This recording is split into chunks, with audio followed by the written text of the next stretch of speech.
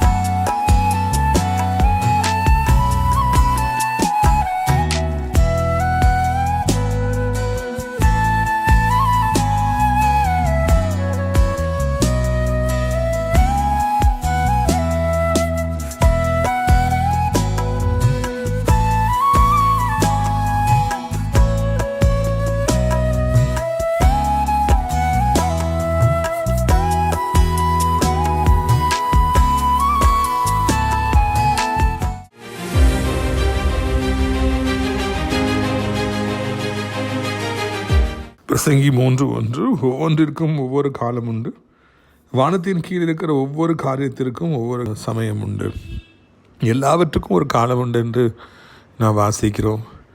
நான் என்னுடைய லாங்குவேஜில் சொல்லணும், எல்லோருக்கும் இந்த பூமியில் ஒரு காலம் உண்டு.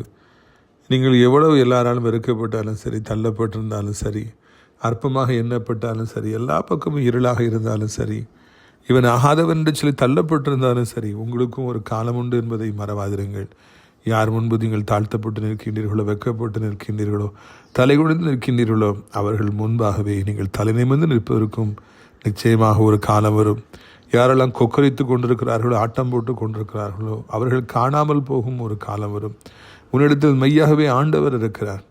மெய்யாகவே ஆண்டவர் உங்கள் வாழ்க்கையில் அற்புதத்தை செய்திருக்கிறார். என்னை ஏற்றுக்கொள்ளுங்கள் என்று சொல்லி உங்களை விட்டு போனவர்கள் உங்களை தேடி வருவதற்கும் ஒரு காலம் வரும் என்பதை மறவாதிருங்கள். இன்றைக்கு ஆண்டவரண்டை ஓடி வாருங்கள், சோர்ந்து போகாதிருங்கள். உங்கள் நம்பிக்கையை, விசுவாசத்தை விட்டு விடாதிருங்கள், ஜெப வாழ்க்கையை விட்டு விடாதிருங்கள். தொடர்ந்து ஆண்டவரை நம்புங்கள்.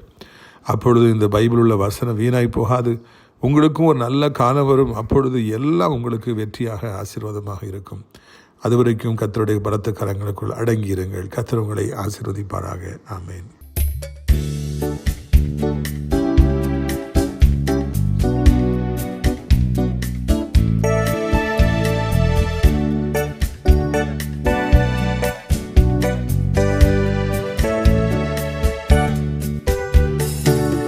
இடுக்கமான வாசல் வழியே வருந்தி நுழைய முயன்றிடுவோம்.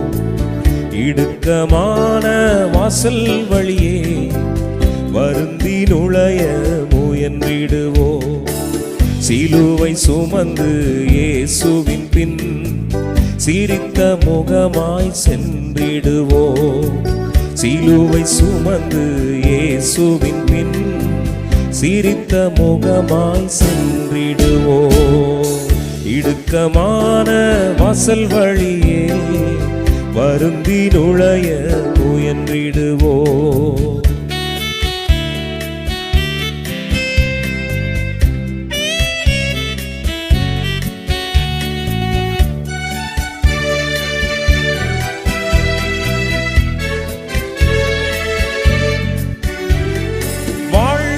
செல்லும் வாசல் இடுக்கமானது. வாழ்வுக்கு செல்லும் வாசல் இடுக்கமானது. பரலோகம் செல்லும் பாதை குறுகலானது. பரலோகம் செல்லும் பாதை குறுகலானது. சிலுவை சுமந்து இயேசுவின் பின் சிரித்த முகமாய் சென்றிடுவோம். சிலுவை சுமந்து இயேசுவின் பின் சிரித்த முகமாய் சென்றிடுவோம்.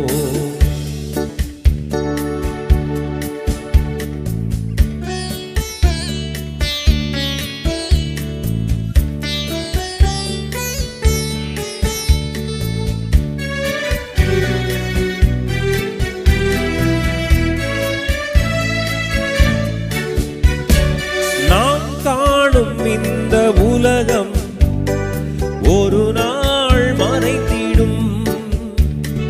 நாம் காணும் இந்த உலகம் ஒரு நாள் மறைத்திடும். புதுவானம் பூமி நோக்கி பயணம் செய்கிறோம். புதுவானம் பூமி நோக்கி பயணம் செய்கிறோம்.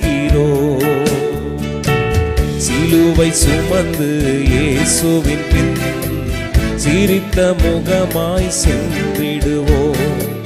சிலுவை சுமந்து இயேசுவின் பின் சிரித்த முகமாய் சென்றிடுவோம்.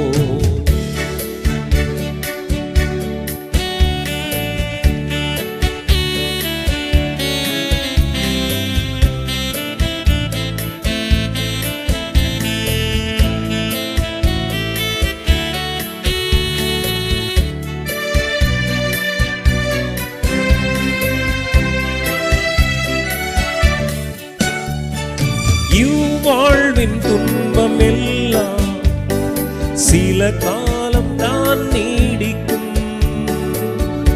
இவ்வாழ்வின் துன்பம் எல்லாம் சில காலம் தான் நீடிக்கும். இணையில்லாத மகிமை இனிமேல் நமக்குண்டு. இணையில்லாத மகிமை இனிமேல் நமக்குண்டு. சிலுவை சுமந்து இயேசுவின் பின் சிரித்த முகமாய் சென்றிடுவோம். சிலுவை சுமந்து இயேசுவின் பின் சிரித்த முகமாய் சென்றிடுவோம். இடுக்கமான வாசல் வழியே வருந்தி நுழைய முயன்றிடுவோம். இடுக்கமான வாசல் வழியே வருந்தி நுழைய முயன்றிடுவோம். சிலுவை சுமந்து இயேசுவின் பின் சிரித்த முகமாய் சென்றிடுவோம்.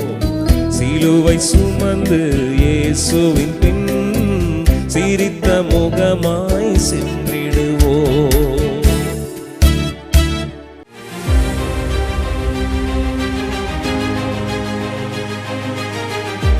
சிறியவனை புழுதியிலிருந்தும் எளியவனை குப்பையிலிருந்தும் எடுத்து உயர்த்தி ராஜாக்களோடும் பிரபுக்களோடும் வந்திருக்க செய்கிற அருமை ஆண்டவர் இயேசு கிறிஸ்துவின் இனிதான நாமத்தினாலே இந்த சத்தத்தை கேட்கின்ற அனைத்து தேவனுடைய பிள்ளைகளுக்கும் என்னுடைய அன்பான வாழ்த்துகள். பிரித்துக்குரியவர்களை, இந்த நாளிலும் நம்முடைய பிரயோஜனத்திற்காக பிரசங்கி 3வது அதிகாரம் 1வது வசனம். எல்லாவற்றிற்கும் ஒவ்வொரு காலம் உண்டு. வானத்தின் கீழ் இருக்கிற ஒவ்வொரு காரியத்திற்கும் ஒவ்வொரு சமயம் உண்டு.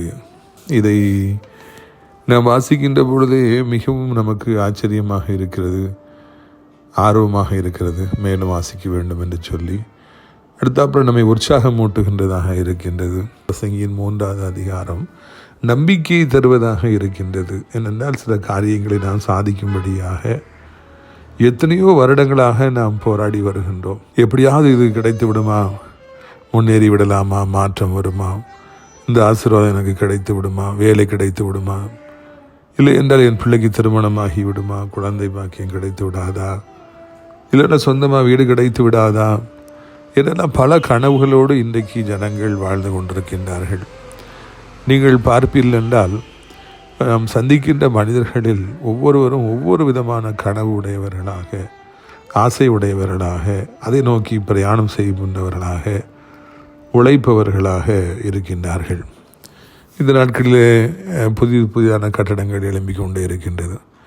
முக்கியமாக நெடுஞ்சாலையின் ஓரங்களிலே நிறைய கடைகளை கட்டி விடுகின்றார்கள். அப்பொழுது அங்கே நிறைய பேர் அந்த கடையை வாடகைக்கு எடுக்கின்றார்கள். நான் சமீபத்தில் கவனித்தேன், நமது மாளிகைக்கு போகின்ற வழியில் வரிசையை 10 கடைகளை கட்டினார்கள். பக்கத்தில் கடைகளே கிடையாது, பில்டிங்கே கிடையாது. இங்கே யார் வாடகைக்கு வர போகிறேன்னு பார்த்தா அன்றைக்கி பேசி கொண்டிருந்தார்கள். எல்லா கடைகளும் வாடகைக்கு போய்விட்டன. அப்பொழுது நான் ஆர்வமாக கவனித்தேன், இதில் எந்த கடைகள் வரப்போகுது, என்ன விதமான கடைகள், எப்படி இது நடக்கும் அப்படின்னு நான் பார்த்து கொண்டே இருந்தேன். பார்த்தால் அது ஒரு டீ கடை வந்துச்சு, நல்ல அருமையாக போகிறது, எப்பொழுதும் ஆட்கள் இருக்காங்க. அப்புறம் ஹோட்டல் வந்திருக்குது. அந்த ஹோட்டலில் வைத்திருப்பவர்கள் குடும்பமாக காலையில் இட்லி ஊற்றி அடை போட்டு, இதே மாதிரி இரவு நேரத்திலும் கூட அந்த டிஃபன்லாம் வச்சு எப்படியாவது அவர்கள் அந்த பிஸ்னஸில் கால் ஊண்டி விட வேண்டும் என்று சொல்லி போராடுவதை நான் கவனித்தேன். அவர்களுக்காக பாவப்பட்டேன். ஆண்டவரே, அவர்களுக்கு ஏதாவது தொழில் தாரும் என்று சொல்லி நான் ஜெபித்தேன். எனக்கு எப்படியாவது நல்ல தொழில் அமைந்து விட வேண்டும், நான் எப்படியாவது பணக்காரனாகி விட வேண்டும், எப்படியாவது என் குடும்பத்தை நடத்த வேண்டும் என்று சொல்லி அநேகருடைய நாமத்தில் போராடுவதை காண்கிறோம். ஆண்டவரை அறியாதவர்களும் கூட அங்கே போராடுவதையும் நான் காண்கின்றோம். எல்லோருக்குமே ஒரு நல்ல செய்தி, வாய்ப்புகள் இருந்தாலும் இல்லாவிட்டாலும் எல்லாவற்றிற்கும் எல்லா காலம் உண்டு, எல்லோருக்கும் ஒரு காலம் உண்டு என்பதுதான் இந்த வசனத்தின் முக்கியமான சரத்து. ஒரு சிலர் இன்றைக்கி பெரிய ஆட்களாக இருக்கலாம், ஒரு சிலர் இன்றைக்கி சம்பாதிக்கலாம், ஒரு சிலர் இன்றைக்கி பிரபலமாக இருக்கலாம், ஒரு சிலருக்கு இன்றைக்கி கூட்டம் வரலாம், ஒரு சிலர் வாழ்க்கையில் உயர்ந்த அடைக்கிடத்தில் வைக்கலாம், நிறைய பேர் கீழே இருக்கலாம். அவர்களுக்கும் ஒரு காலம் உண்டு என்பதுதான் இந்த நாளிலே நாம் கேட்கின்ற இந்த செய்தியின் முக்கியமான பகுதி. எல்லோருக்குமே ஒரு காலம் உண்டு, ஏழைகளுக்கும் ஒரு காலம் வரும். வாழ்க்கையில் இன்றைக்கி எவ்வளவு தாழ்த்தப்பட்ட நிலைமையில் இருந்தாலும் நமக்கும் ஒரு காலம் வரும் என்பதை நாம் மறந்துவிடவே கூடாது. எவ்வளவு ஏழையாக நீங்கள் இன்றைக்கு இருந்தாலும், எவ்வளவு தாழ்மையான ஒரு நிலைமையில் இருந்தாலும் உங்களுக்கும் ஒரு காலம் வரும் என்பதுதான் இந்த நாளிலே ஆண்டவர் உங்களோடு பேசுகின்றார். இந்த வசனமும் அப்படித்தான் பேசுகிறது. எனவே நீங்கள் எந்த காலத்தில் நீங்கள் கலங்க வேண்டாம், இப்படி தான் இருப்பேனோ, இப்படி தான் என் வாழ்க்கை இருக்குமோ என்றெல்லாம் நாம் கலங்கி கொண்டிருக்கலாம். ஒன்றை நீங்கள் புரிந்து கொள்ள வேண்டும், நீங்கள் ஒன்றுமில்லாமல் இருக்கிற காலங்களிலே சாத்தானவன் உங்களோடு கூட அதிகமாக போராடுவான். அவன் இரவு பகலும் உங்கள் காதுகளில் பேசிக்கிட்டே இருப்பான். பாரு, உன் கதை முடிஞ்சு போச்சு, பாரு உனக்கு ஒன்றுமே கிடைக்காது, பாரு அவங்கள பாரு, அவங்களாம் எவ்வளோ நல்லா இருக்காங்க பாரு என்னெல்லாம் அங்கே உங்களை குறித்து இல்லாத பொல்லாதவைகளை, மாயைகளை காதுகளில் இடைவிடாத சாத்தான் பேசி உங்கள் மனதை எப்படியாவது உடைத்து நீங்கள் ஒன்றுமில்லாமல் இருக்கிற காலங்களிலே கர்த்தரை விட்டு தூர போகும்படியாக, நம்பிக்கையை விட்டுவிடும்படியாக சாத்தானானவன் உங்களிடத்தில் போராடி கொண்டே இருப்பான். ஏனென்றால் ஒன்றுமில்லாத காலங்களிலே நீங்கள் ஆண்டவரை உறுதியாய் பற்றி கொள்வீர்கள் என்றால் மிகவும் விரைவாக உங்களுக்கு ஆசீர்வாதமான காலங்கள், மகிழ்ச்சியான காலங்கள் வந்துவிடும் என்பதை சாத்தானானவன் அறிந்திருக்கிறான். எனவே தான் அவன் இப்படியாக இரவும் பகலும் உங்களிடத்தில் பேசிக்கொண்டே இருக்கிறான், போராடி கொண்டே இருக்கிறான். ஒன்றுமில்லாமல் நம்ம இருக்கிற காலங்கள், பணமே நம்ம கையில் இல்லாத காலங்கள், இல்லைன்னா ஓடி ஓடி உழைத்தும் ஒன்றுமே நடக்காத காலங்கள் எல்லாம் நிச்சயமாய் வரும். யோசிப்பு சிறைச்சாலையில் இருப்பதற்கு ஒரு காலம் வந்தது. அண்ணன்மார்கள் அவரை பார்த்து சொப்பனக்காரன் வந்திருக்கிறான் கேவலமாய் பரியாசம் செய்ததற்கு அவருக்கு ஒரு வக்கப்பெயர் வைப்பதற்கு ஒரு காலம் இருந்தது. அண்ணன்மார்களே அவரை எதிரியாக பார்த்து அவரை குடியில் தூக்கி போட்டு அவரை கொலை செய்ய கொலை வெறி கொண்டு அவரை அள வைத்து வேடிக்கை பார்த்ததற்கு ஒரு காலம் இருந்தது. அவர் அடிமை பொருளாக விற்கப்பட்டதற்கு ஒரு காலம் இருந்தது. துன்பப்படுவதற்கு, பாடுகளை அனுபவிப்பதற்கு, தகுதிப்படுவதற்கு, பாடங்களை கற்றுக்கொள்வதற்கு, கண்ணீரை உணவாக்குவதற்கு, இரவு நேரங்களில் அழுது அழுது எதிர்காலம் என்னவாகும் என்று யோசேப்பு கதறியதற்கு, தன் அப்பாவை மறுபடியும் பார்ப்போமா இல்லையோ, என்னை இவ்வளோ நேசிக்கிறாங்களே, அப்பா விட்டு பிரிஞ்சு வந்திருக்கு, இதுக்கெல்லாம் ஒரு காலம் இருந்தது போல முதலாவதாக நம்முடைய வாழ்க்கையில் பாடுகளை அனுபவிப்பதற்கு ஒரு காலம் என்று கொண்டு வருகிறது. காத்திருப்பிற்கு என்று சொல்லி ஒரு காலம் வருகிறது. நான் கண்ணீர் வடிப்பதற்கு என்று சொல்லி ஒரு காலம் என்று கொண்டு வருகிறது. நான் ஒன்றுமில்லாமல் இருப்பதற்கு என்று ஒரு காலம் வருகிறது. அந்த நேரத்தில் தான், நாம் ஒன்றுமில்லாமல் இருக்கிற காலத்தில் தான், நாம் மிகவும் தோற்று போகின்ற காலத்தில் தான், எல்லாராலும் நம்ம அற்பமாக எண்ணப்படுகிற அந்த காலத்தில் தான் நம்முடைய நெய்பர்ஸ், நம்முடைய அண்டை வீட்டுக்காரர்கள், நம்மோடு படித்தவர்கள், நாம் அறிந்தவர்கள் எல்லாம் உயர்ந்த அடைக்கலத்தில் இருப்பார்கள். என்றால் அவர்களுக்கு எல்லோருக்கும் ஒரு காலம் வரும் எனப்பட்ட வார்த்தையின்படி அவங்களுக்கு காலம் வந்துருச்சு. அதனால் அவங்க எல்லாத்தையும் என்ஜாய் பண்ணுவாங்க. அவங்க மிகவும் உயரமான இடத்துல இருப்பாங்க. அவங்களுக்கு வெற்றி மேல் வெற்றி கிடைக்கும். அப்பொழுது நமக்கு அது ஆச்சரியமாக இருக்கும். என்னடா நம்ம எப்படி இருக்கோம், அவங்க அப்படி நல்லா இருக்கிறாங்களே, அவங்களுக்கு காலம் வந்துருச்சு அதனால் அவங்க நல்லா இருக்கிறாங்க, நமக்கு இன்னமும் ஆண்டவருடைய வேலை வரவில்லை. இதைத்தான் ஆண்டவர் புதிய ஏற்பாட்டிலே ஊழியத்துக்கு வரும்பொழுது அநேக இடங்களிலே அவர் சொல்கிறார், என்னுடைய காலம் இன்னும் வரவில்லை, என்னுடைய வேலை இன்னும் வரவில்லை என்றெல்லாம் அவர் சொல்லுவதை காண்கின்றோம். முதலாவதாக பாடுகளை அனுபவிக்கிற பொழுது, நான் காத்திருக்க வேண்டிய ஒரு சூழ்நிலை வருகிற பொழுது, நான் தோற்று போகின்ற ஒரு சூழ்நிலை வரும் பொழுது நாம் பொறுமையாக இருக்கவும், ஆண்டவரை விட்டு விடாதபடி நாம் பிடித்து கொள்ளவும் நாம் அழைக்கப்படுகின்றோம். அது மிகவும் முக்கியமானது. ஏனென்றால் அநேகரை நான் கண்டிருக்கின்றேன், அவர்கள் தோற்று போகிற அந்த காலங்களிலே, ஒன்றுமில்லாமல் இருக்கிற காலங்களிலே 2 விதமான தவறுகளை செய்கின்றார்கள். ஒன்று, ஆண்டவர் மீது நம்பிக்கை இழந்து அவர்கள் மந்திரவாதிகளை தேடி போவதையும், அஞ்ஞான கிரியைகளையும் தேடி போவதையும், தேவனுடைய கோபாக்கினையை தன் மீது வரவழைத்து கொள்வதையும், அதன் மூலமாக அவர்கள் முற்றிலுமாக அழிக்கப்படுவதையும், அவங்க வாழ்க்கையில் மறுபடியும் எந்திக்க முடியாமலே போயிடுறதையும் நான் கண்டிருக்கின்றேன். அதுக்கு நிறைய எடுத்துக்காட்டுகள் என் வாழ்க்கையில் நான் பார்த்துருக்கிறேன். அவங்க ஆண்டவர்கிட்ட வந்திருந்தாங்கன்னா பிழைச்சிருப்பாங்க, ஆண்டவரை உறுதியாக பிடிச்சிருந்துருப்பாங்கன்னா அவங்க பிழைச்சிருந்துருப்பாங்க. ஆனால் அவங்க அப்படி செய்யாமல் அஞ்ஞான கிரியைகளை தேடி போனபடினாலே, ஆண்டவரை தேடி தேடி எண்ணத்தை கண்டு அங்காவது போய் பார்ப்போம் அப்படின்னு சொல்லி போய் முழுமையாக அவர்கள் அழிந்து போனார்கள். இரண்டாவதாக நான் காண்கிறோம், அந்த இடத்துல அவர்கள் இப்படியாக பல பாடுகளை அனுபவிக்கிற பொழுது, அவர்கள் இப்படியாக பல வேதனைகளை அனுபவிக்கிற பொழுது, தங்கள் மாம்சீகத்தில் தவறான முடிவுகளை அவர்கள் எடுக்கின்றார்கள். ஆண்டவர் கொஞ்ச காலம் நம்ம காத்திருக்க வைத்திருக்கிற, அது வரைக்கும் நம்ம காத்திருப்போம். அவங்க பொறுமையாக இருக்காமல் அவங்க 2ஆம் நம்பர் பிஸ்னஸ், 3ஆம் நம்பர் பிஸ்னஸ்ன்னு சொல்லிட்டு பிறரை ஏமாற்ற ஆரம்பிப்பதையும், தவறான வழியிலே பணம் சம்பாதித்து விடலாமா, குறுக்கு வழியிலே பணம் சம்பாதித்து விடலாமா என்றெல்லாம் அவர்கள் தங்கள் மாம்சீகத்தில் முயற்சிகளை எடுத்து அவர்கள் முழுமையாய் கெட்டு போவதை காண்கின்றோம். எந்த மனிதனும் தன்னைத்தானே உயர்த்த முடியாது, தன் மாம்சீகத்தில் அவன் உயர முடியாது என்பதை முதலாவது நாம் புரிந்து கொள்ள வேண்டும். பிரியத்துக்குரியவர்களே, இதை நீங்கள் புரிந்து கொண்டால்தான், கர்த்தர் தான் நம்மளை உயர்த்தணும் வேண்டி நம்ம நாம நம்மை உயர்த்தவே முடியாது. இதை முழுமையாக புரிந்து கொள்ளுங்கள். நிறைய பேர் குறுக்கு வழியில் பிரபலமாகிடலாமா, குறுக்கு வழியில் அவங்க பணக்காரர் ஆகிடலாமா என்று அவர்கள் முயற்சி செய்து அவர்கள் மிகவும் வேதனைகளை தங்கள் வாழ்க்கையில் சந்திப்பதையும், அவமானம் அடைவதையும், அவர்கள் எழும்ப முடியாமலேயே போய்விடுவதையும் காண்கின்றோம். இந்த நாளிலே ஒரு வசனத்தை நான் உங்களுக்கு நினைவூட்ட விரும்புகின்றேன். அவர் ஏற்ற காலத்தில் உங்களை உயர்த்தும்படிக்கு அவருடைய பலத்த கரங்களிலே அடங்கியிருங்கள். நம்முடைய வாழ்க்கையில் கர்த்தர் நம்மை ஆசீர்வதிப்பதற்கான அந்த காலம் நிச்சயமாக வரும். அது வரைக்கும் அவருடைய பலத்த கரங்களிலே நாம் அடங்கியிருக்கும்படியாக ஆண்டவர் நம்மை அழைக்கின்றார்.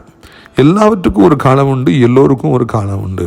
ஆனால் காத்திருக்கிற அந்த காலங்கள் முதலாவதாக வருகிற பொழுது, ஒருவேளை சத்தத்தை கேட்டுட்டு இருக்கிற நீங்களும் கூட இந்த காலமாக ஏதோ ஒரு நன்மைக்காக காத்திருப்பீர்கள் என்றால் உங்களோடு ஆண்டவர் பேசுகிறார். நிச்சயமாக நீ விரும்பியதை நான் தருவதற்கு ஒரு காலம் வரும், அதுவரைக்கும் நீ பொறுமையாக இரு, நீ அவசரப்படாதே என்று சொல்லுகிறார். இரண்டாவதாக நாம் அந்த இடத்துல நாம் வாசிக்கிறோம் பாருங்கள். 2வது வசனத்திலிருந்து 3ஆம் வசனம், 4ஆம் வசனம், 5ஆம் வசனம், 6ஆம் வசனம், 7ஆம் வசனம், 8ஆம் வசனம் ஆகிய வசனங்கள்லாம் ஜோடாக இருக்கின்றன. 2வது வசனத்திலிருந்து 8ஆம் வசனம் வரைக்கும் நீங்கள் வாசித்து பார்த்தீங்கன்னா பிரசங்கி 3ஆம் அதிகாரம் இப்படின்னா இப்படி ஒரு காலம் இருக்குன்னா அப்படி ஒரு காலம் இருக்குது. அது எப்படி ஆரம்பிக்குது பார்த்தீங்களா? பிறக்க ஒரு காலம் உண்டு, இறக்க ஒரு காலம் உண்டு, நட ஒரு காலம் உண்டு, நட்டதை பிடுங்க ஒரு காலம் உண்டு. 4வது வசனம் எனக்கு பிடித்திருக்கிறது பாருங்கள். அழ ஒரு காலம் உண்டு, நகைக்க ஒரு காலம் உண்டு, புலம்ப ஒரு காலம் உண்டு, நடனம் பண்ண ஒரு காலம் உண்டு. நம்ம முழுவதும் அப்படியே அழுதுட்டுருப்பதற்கே ஒரு காலம் இருக்குமா? 50-50 தான். அடுத்தது பாருங்கள், நகைக்க ஒரு காலம் உண்டு. அழுதுகிட்டே இருக்கிற நாம் சிரித்து கொண்டே இருப்பதற்கு ஒரு காலம் இருக்குமா? எப்போ சிரிப்போம்? நம்ம நினைக்கிறதெல்லாம் நடந்துருச்சுன்னா, வெற்றி மேல் வெற்றி பெற்றோம்னா, நம்ம பிள்ளைகள் வெற்றி மேல் வெற்றி பெற்றாங்கன்னா, நம்ம பிஸ்னஸில் வெற்றி மேல் வெற்றினா நமக்கு நகைப்பாக இருக்கும். நகைக்க ஒரு காலம் உண்டு, புலம்பு ஒரு காலம் உண்டு, நடனம் பண்ண ஒரு காலம் உண்டு. எக்ஸ்ட்ரீம் ஹாப்பினஸில் தான் டான்ஸ், ரொம்ப சந்தோஷம் வந்தாச்சா தான் டான்ஸ் ஆடுவாங்க. 50-50, அதாவது இந்த 2ஆம் வசனத்துலேருந்து 8ஆம் வசனம் வரைக்கும் 50-50. ஒரு மனுஷனுடைய வாழ்க்கையை 50-50 தான். நாம் தோற்றுப்பதற்கு ஒரு காலம், ஜெயிப்பதற்கு ஒரு காலம், நாம் அழுவதற்கு ஒரு காலம், நாம் நகைப்பதற்கு ஒரு காலம், புலம்ப ஒரு காலம், நடனம் பண்ண ஒரு காலம் என்றெல்லாம் அங்கே அருமையாய் போட்டிருக்கிறதை பார்க்கிறோம். நாம் எவ்வளவு துக்கப்படுகிறோமோ அதே போல் நம்முடைய வாழ்க்கையில் அவ்வளவு சந்தோஷப்படவும் ஒரு காலம் நிச்சயமாய் வரும். நாம் எவ்வளவு நம்முடைய வாழ்க்கையில் அவமானப்படுத்தப்படுகிறோமோ அந்த அளவிற்கு நம்முடைய வாழ்க்கையில் நாம் உயர்ந்து நிற்பதற்கும் ஒரு காலம் வரும் என்பதை இந்த பைபிள் அழகாக நமக்கு சொல்லிக் கொடுக்கிறது. பல கஷ்டங்கள், பல பாடுகளை அனுபவிக்கிற அன்பு மகளே, அன்பு மகனே, உங்கள் வாழ்க்கையில் 50-50 இருக்கிறத மறந்துடாதீங்க. ஒரு நாள் வரும்பொழுது தேவன் நீங்கள் நினைத்தது மாத்திரம் உங்களுக்கு கொடுப்பவர் அல்ல, அதை விட அதிகமாக நீங்கள் சிரித்து கொண்டே இருக்கும்படியாக, நீங்கள் நடனம் பண்ணுற அளவுக்கு உங்கள் வாழ்க்கையில் உங்களுக்கு நல்ல காரியங்கள் நடக்கும்படியாக, வெற்றி உண்டாகும்படியாக ஆண்டவர் செய்ய போகிறார் என்பதை நீங்கள் நினைவு கொள்ள வேண்டும் என்று சொல்லி உங்களை நான் அன்போடு கூட நான் அழைக்கின்றேன். அப்படிலாம் என் வாழ்க்கையில் வருமா? நீங்கள் கேட்கலாம். நான் நடனம் பண்ணுற அளவுக்கு, சிரித்துக்கிட்டே இருக்கிற அளவுக்கு அப்படி ஒரு காலம் வருமா? நீங்கள் கேட்கலாம். பிரதர், நான் சிரித்து எத்தனை வருஷம் ஆச்சு தெரியுமா? அப்படி நீங்கள் விரக்தியோடு ஒரு கேள்வி கேட்கலாம். நான் சிரித்தே பல வருஷம் ஆச்சு. என் முகத்தில் யாருமே சிரிப்பையே பார்த்துருக்க மாட்டாங்க. தலைக்கு நான் என்ன தேய்ச்சி எத்தனை வருஷம் ஆச்சு தெரியுமா? நீங்கள் சொல்லலாம். நான் நல்ல சேலையை கட்டி எத்தனை வருஷம் ஆச்சு தெரியுமா? நான் கல்யாண வீட்டுக்கு போய் எத்தனை வருஷம் ஆச்சு தெரியுமா? நான் வீட்டை விட்டு வெளியே எத்தனை வருஷம் ஆச்சு தெரியுமா? அப்படி நீங்கள் கேள்விகளை கேட்கலாம். ஒருவேளை நான் அதை மறுப்பதற்கு இல்லை. உங்களுக்கு வாழ்க்கையில் மிகவும் துக்கம், மிகவும் பாடு, மிகவும் பெரிய துரோகங்களை நீங்கள் சந்தித்தீர்கள், மிகவும் பெரிய இழப்புகளை நீங்கள் சந்தித்தீர்கள், மரணங்களை சந்தித்தீர்கள், மிகவும் பெரிய உயரத்திலிருந்து நீங்கள் கீழே இறங்கி வந்தீங்க. அதனால் நீங்கள் அந்த அளவுக்கு பாடுகளை அனுபவித்து கொண்டிருக்கிறீர்கள் என்பது உண்மைதான். நான் அதை மறுப்பதற்கு இல்லை. ஆனால் எப்படி நீங்கள் இதையெல்லாம் அனுபவிப்பதற்கு, இந்த பாடுகளையும் கண்ணீரையும் தனிமையையும் வறுமையும் துக்கத்தையும் அனுபவிப்பதற்கு ஒரு காலம் இருக்கிறதோ, அதை போலவே நீங்கள் சந்தோஷமான காலங்களையும் அனுபவிப்பதற்கும் ஒரு காலம் இருக்கிறது. ஹாப்பியாக நீங்கள் மாறுறதுக்கு, டான்ஸ் ஆடுறதுக்கு, நீங்கள் சிரிச்சுக்கிட்டே இருக்கிறதுக்கும் ஒரு காலம் வரும். அப்படி வரவில்லை என்றால் இந்த பைபிள் பொய்யாகிவிடும் என்பதை நீங்கள் மறக்கக்கூடாது என்று உங்களை நான் அன்போடு கூட அழைக்கின்றேன். நிச்சயமாய் ஒரு காலம் உண்டு. நீங்கள் இப்போ எவ்வளவு துக்கப்பட்டிருந்தாலும் சரி, எத்தனையோ வருஷமாக நீங்கள் ஒரு வேதனையோடே வாழ்ந்துக்கிட்டு இருந்தாலும் சரி, வீட்டை விட்டே வெளியே வராமல் இருந்தாலும் சரி, உங்களுக்கு ஒரு நாள் வருகிறது, கர்த்தரால் குறிக்கப்பட்ட ஒரு நாள் வருகிறது.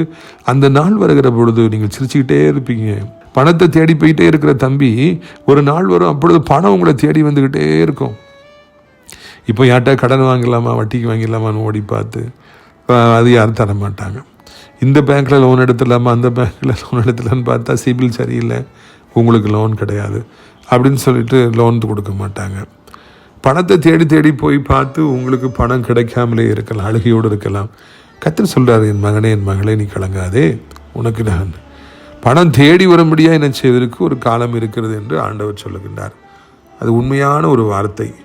உங்களை தனிமை சிறையிலிருந்து வெளியே கொண்டு வருவதற்கு, உங்களை சந்தோஷப்படுத்துவதற்கு, மறுபடியும் நீங்கள் திருமண வீடுகளுக்கு போவதற்கு, மறுபடியும் நன்கு குளித்து தலைக்கு எண்ணெய் பூசி, மறுபடியும் நீங்கள் நல்ல ஆபரணங்களை அணிந்து, நல்ல சேலைகளை அணிந்து, நல்ல பேண்ட் ஷர்ட் போட்டு, கோட் போட்டு, மறுபடியும் திருமண வீடுகளுக்கு நீங்கள் செல்வதற்கு, சர்ச்சுக்கு நீங்கள் போவதற்கு, பொது விருந்துகளுக்கு போவதற்கும் ஒரு காலம் நிச்சயமாய் வரும். ஆண்டவர் நிச்சயமாய் உங்கள் சிறையிருப்பை திருப்புவார், நிச்சயமாக உங்களை ஆசீர்வதிப்பார் என்பதெல்லாம் எந்த விதமான சந்தேகமும் இல்லவே இல்லை.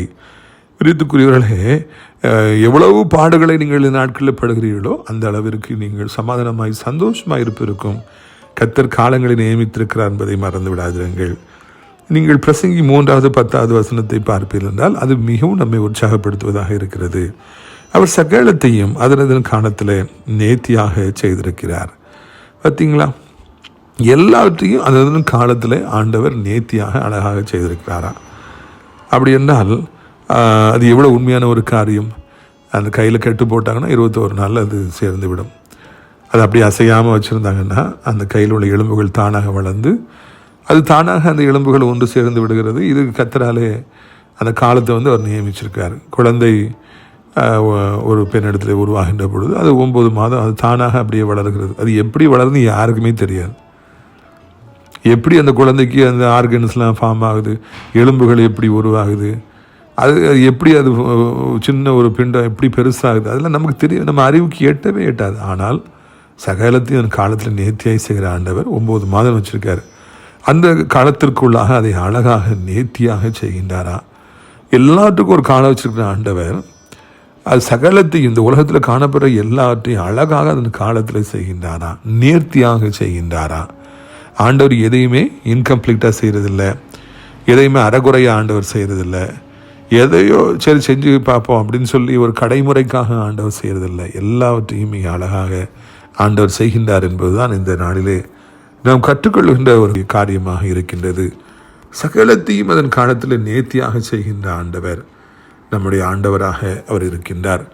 எனவே நீங்கள் புரிந்து கொள்ளுங்கள், எல்லாவற்றையும் அவர் சகலத்தையும் அதன் காலத்தில் செய்வார் என்றால் உங்களுடைய வாழ்க்கையிலும் உங்கள் பிள்ளைகள் வாழ்க்கையிலும் எதை அந்தந்த காலத்தில் செய்ய வேண்டுமோ அதை அவர் அழகாக செய்வார்.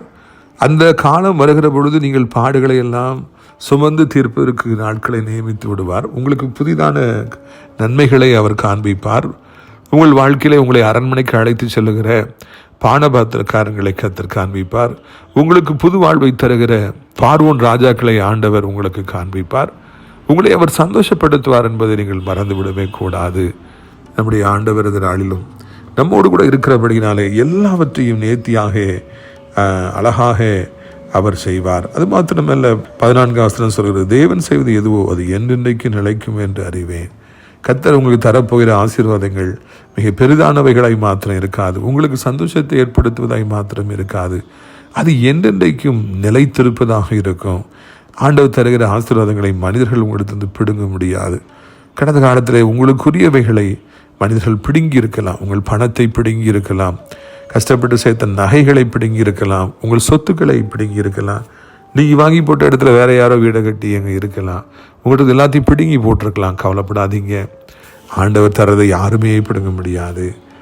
ஆண்டவர் செய்வது எதுவே என்றென்றைக்கும் அது நிலைத்திருக்கும் என்று சொல்லி இந்த இடத்துல நான் காண்கிறோம். எனவே இப்படிப்பட்ட மேலான கிருபைகளை கர்த்தர் உங்களுக்கு தருவதற்காக ஆயத்தமாக இருக்கின்றார். நீங்கள் எல்லாவற்றையும் பெற்றுக்கொண்டு சந்தோஷமாய் இருப்பதற்கு காலங்கள் வருகிறது. இந்த நாளிலே நீங்கள் மறந்துடாதீங்க, எல்லோருக்கும் ஒரு காலம் உண்டு. அப்படி என்றால் உங்களுக்கும் ஒரு காலம் உண்டு. அந்த காலம் இந்த நாளிலிருந்து அது உங்களுக்கு ஆரம்பிக்க போகிறது என்கிற நல்ல செய்தி தான் இந்த செய்தி. மிகவும் அதிகமாக ஜெபித்து ஆண்டோட சமூகத்தில் காத்திருந்து பெற்றுக்கொண்ட செய்தி இது. நிச்சயமாக இந்த செய்தி உங்களுக்கு ஆசீர்வாதமாக இருக்கும், பிரயோஜனமாக இருக்கும் என்பதில் எந்த விதமான சந்தேகமும் இல்லை. நீங்கள் எதை குறித்தும் கவலைப்பட வேண்டுங்கிற அவசியமும் இல்லை. ஆண்டவரை பாருங்கள், போனவங்க போட்டோம், மூணு வாசல்லாம் மூணதாக இருக்கட்டும், உங்கள்கிட்ட ஏமாற்றி பிடுங்கிறவங்க பிடுங்கினதாக இருக்கட்டும், புதிதான பல நன்மைகளையும் ஆசீர்வாதங்களையும் ஆண்டவர் உங்களுக்கு தருவதற்காக ஆயத்தமாக இருக்கிறார். உங்களுடைய ஆசீர்வாதங்களுக்காக நான் ஜெபிக்கும்படியாக விரும்புகிறேன். கண்களை மூடுவீர்களா? அப்பா பிதாவே, வானத்துக்கும் பூமிக்கும் ஆண்டவரே, இந்த அருமையான நாளிலும் கூட அப்பா நாங்கள் உம்முடைய பாதத்தில் வருவதற்கும் உம்முடைய சத்தத்தை கேட்பதற்கும் எங்களுக்கு ஒரு வாய்ப்பை தந்தீங்களே. ஆதியிலே ஏதேன் தோட்டத்திலே ஆதாமும் ஏவாளும் சத்தத்தை தினந்தோறும் கேட்கத்தக்கதாக ஆண்டவரே நீர் பாக்கியத்தை கொடுத்தீங்கப்பா. ஆதாமே நீ எங்கே இருக்கிறா என்று சொல்லி கேட்டீர். அப்படி கைகளை பிடித்து கொண்டு உலாவினீர். ஆண்டவரை தெய்வத்தோடு வாழ்கிற ஆண்டவர் ஒரு பாக்கியம் அவர்களுக்கு கிடைத்தது. தேவர் டொல்லிங் வித் தி ஆல்மைட்டி காட். ஆண்டவர் அதை போலவே எங்களுடைய வாழ்க்கையிலும் நீங்கள் மிகுந்த சமாதானமான காலங்களை வைத்திருக்கிறீங்க. அதற்காக நமக்கு நன்றி ஐயா. ஆண்டவரை உடைந்து போயிருப்பவர்கள், நடைபுணமாக இருப்பவர்கள், வியாதிப்பட்டு படுத்த படுக்கையாக இருப்பவர்கள், விபத்துகளை சந்தித்தவர்கள், ஆண்டவரை தோத்திர மூளை வளர்ச்சி இல்லாத குழந்தைகளை வைத்திருப்பவர்கள், செய்வினையினாலே பாதிக்கப்பட்டவர்கள், ஆண்டவரை என்றது எவ்வளோ நகைகளை பிடுங்கி ஏமாற்றி எடுத்துட்டாங்க, என் நிலத்தை எடுத்துட்டாங்க என்றெல்லாம் மனம் பேதலித்து போயிருக்கிற குடும்பத்தார்களுக்காக வருகிறோம் ஐயா.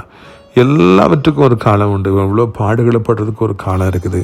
அதே போல் 50-50 அவங்க ஆசீர்வாதமாக இருப்பதற்கும் ஒரு காலம் இருக்கிறது ஐயா. நியமித்திருக்கிறீர். அந்த உண்மையை சாத்தா மறைத்திருக்கிறான். கத்தாவே நீ எப்படியாவது அவர்களுக்கு அதை காண்பிக்கும்படியாக நாங்கள் கெஞ்சுக்கிறோம் ஐயா.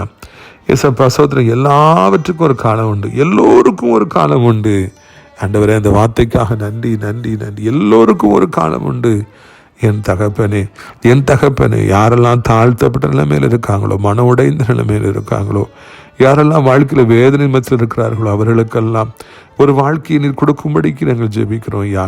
சந்தோஷத்தை கொடுக்கும்படிக்கு நாங்கள் ஜெபிக்கிறோம் ஆண்டவரே.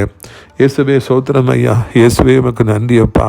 உடைந்த உள்ளங்களோடு வாழ்பவர்களை, ஆண்டவரை சிறைச்சாலையில் இருப்பவர்களை, ஆண்டவரை தோத்திரமே தனிமை சிறையில் இருப்பவர்களை, ரூமை விட்டு வெளியே வராதவர்களை சந்திப்பீராக. அவர்களுக்கும் ஒரு வாழ்வை கொடுப்பீராக. அவர்களையும் சந்தோஷப்படுத்துவீராக. ஆண்டவரை இப்படி வசனங்கள் பொய்யாய் போகாதே அப்பா. வானம் பூமி ஒளிந்து போயினும் இப்படி வசனங்கள் அது பொய்யாய் போவதில்லை என்று சொல்லி நாங்கள் வாசிக்கிறோமே அப்பா. ஆண்டவரை பிற்பகுதியை ஆசீர்வதிங்க. யோசேப்புடைய பிற்பகுதியை ஆசீர்வதித்தவர், தாவீதுடைய பிற்பகுதியை ஆசீர்வதித்தவர், செகண்ட் ஹாஃபை ஆசீர்வதித்தவர், ஆண்டவரை யோபுடைய செகண்ட் ஹாஃப் ஆசீர்வதித்தவர். தகப்பனையும் நம்முடைய பிள்ளைகளுடைய செகண்ட் ஹாஃபையும் நீர் ஆசீர்வதிப்பீராக. அவருடைய கண்ணீரை துடைப்பீராக. வியாதிகளை மாற்றுவீராக. வறுமையை மாற்றுவீராக. தனிமைச் சிறையை மாற்றுவீராக. அவமானங்களை மாற்றுவீராக. எதுக்கு எடுத்தாலும் தோல்வி தோல்வி தோல்வி அவமானம், அதை மாற்றி வெற்றி வெற்றி என்று சொல்லுங்கப்பா. பணத்தை தேடி தேடி அழகிற பிள்ளைகளை பணம் தேடி வரும்னு சொன்னீங்களே, அந்த வார்த்தையின்படியே பணம் தேடி வரும்படியாய் செய்யுங்க ராஜா. செய்யுங்கப்பா. ஆண்டவரே ஸ்தோத்திரம். வேலை இல்லாமல் வருமானம் இல்லாமல் இருக்கிற பிள்ளைகள், கடன் செலுத்தி செலுத்தி சோர்ந்து போன பிள்ளைகள் ஒவ்வொருவரையும் ஆண்டவர் என்று ஆசீர்வதிக்க வேண்டும் என்று கெஞ்சுகிறோம். நான் இன்று முதல் உன்னை ஆசீர்வதிப்பேன் என்று சொன்னவர். அப்படியே இந்த சத்தத்தை கேட்கிற பிள்ளைகள் ஒவ்வொருடைய வாழ்க்கையிலும் இன்று முதற்கொண்டு நீர் ஆசீர்வாதங்களை தருவீராக. இன்று முதற்கொண்டு சந்தோஷங்களை தருவீராக. அவருடைய கண்ணீர் யாவையும் துடைப்பீராக. இன்று முதற்கொண்டு நல்ல காலம் அவர்களுக்கு ஆரம்பிக்கட்டும். மகிழ்ச்சியான காலங்கள், நகைக்கிற காலங்கள், நடனம் பண்ணுகிற காலங்கள் ஆரம்பிக்கட்டும். அப்படியே செய்வீர். நமக்கு சோத்திரம். இரத்த கோட்டைக்குள்ளாக மறைத்து கொள்ளுங்க. ஆண்டவருடைய கரம் இந்த நாளிலிருந்து அவர்களை ஆற்றி தேற்றி அரவணைத்து சிறைச்சாலிருந்து வெளியெடுத்து அவர்களை உருவாக்கி கொடுக்க வேண்டும் என்று கெஞ்சுகிறோம். இது அப்படியே செய்வீர். நமக்கு சோத்திரம் அப்பா. சோத்திரம். இந்த செய்தியை கேட்ட நிமிடத்திலிருந்து அநேக வாழ்க்கை தலைகளாய் நீ புரட்டி போட இருக்கிறீர். ஆசீர்வாதங்களின் காலங்களை ஆரம்பித்து போகிறீர். அதற்காக சோத்திரம். இயேசுவின் மூலமே ஜெபிக்கிறோம் எங்கள் நல்ல பிதாவே, ஆமென். என் ஆத்துமாவை கர்த்தரை சோத்திரி, என் முழு உள்ளமே அவருடைய பரிசுத்த நாமத்தை சோத்திரி. என் ஆத்துமாவை கர்த்தரை சோத்திரி, அவர் செய்த சகல உபகாரங்களையும் நீ ஒருபொழுதும் மறவாதே, ஆமென். நம்முடைய கர்த்தராகிய இயேசு கிறிஸ்துடைய கிருபையும் பிதாவாகிய தேவனுடைய அன்பும் பரிசுத்த ஆவியானவருடைய அந்யோன்ய ஐக்கியமில்லாத பிரசன்னமும் உங்கள் அனைவரோடு இன்றைக்கு காலங்களில் அழைத்திருப்பதாக. அல்லேலூயா, அல்லேலூயா. God bless you. Amen.